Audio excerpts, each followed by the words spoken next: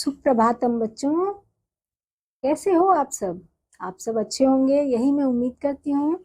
आइए बच्चों, संस्कृत विषय का आज अगला पाठ हम शुरू करते हैं, जिसका कि शीर्षक है यंत्र मानवः, और इंग्लिश में इसे हम बोलते हैं रोबोट।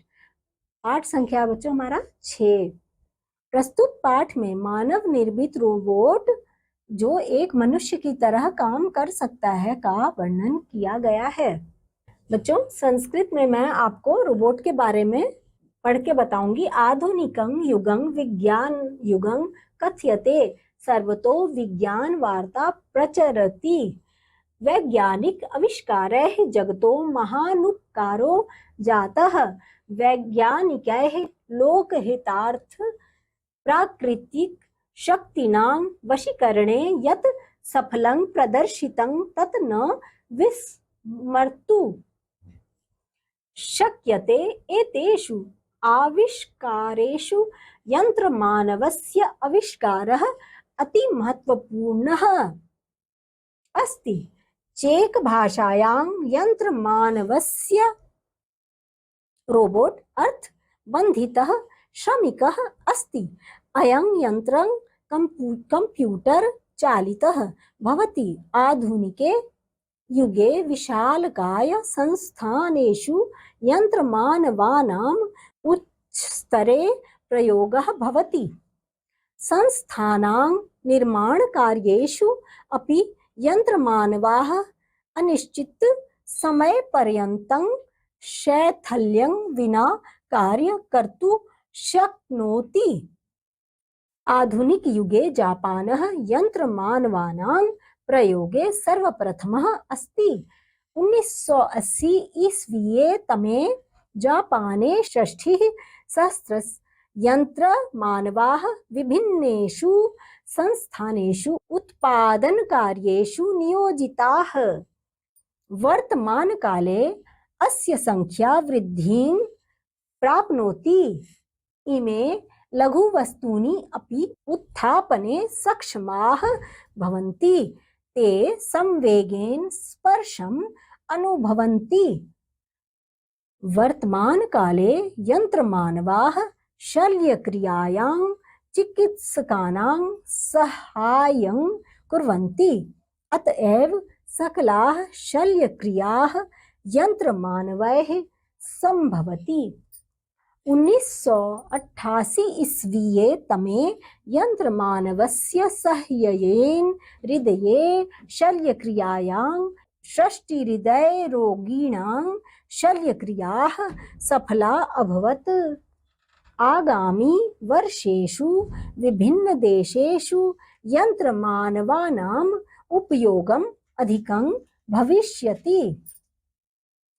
अयम् अलादिनदीपक इव भविष्यति। व्यक्तिगत यन्त्रमानवाः आकारे लघु भवताम् अपि वाणीम् एवं प्रकाशं प्रति संवेदनशीलाः भवन्ति इति निश्चितं यत् भविष्यकाले यन्त्रमानवस्य आविष्कारः बहु उपयोगी भविष्यति।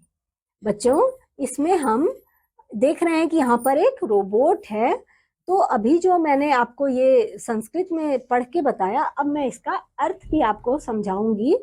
आधुनिक युग में विज्ञान का युग है बच्चों, और इसे विज्ञान का युग कहा जाता है क्योंकि हर जगह विज्ञान की बातें हो रही हैं और वैज्ञानिक आविष्कारों से संसार पर महान उपकार भी हुआ है। वैज्ञानिकों द्वारा लोकहित के लिए प्राकृतिक शक्तियों को वश में करने में जो सफलता हासिल हुई है, वह भूली नहीं जा सकती है बच्चों। इन आविष्कारों में रोबोट का आविष्कार भी बहुत ही महत्वपूर्ण है।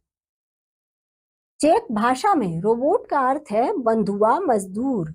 यह मशीन कंप्यूटर से संचालित होती है।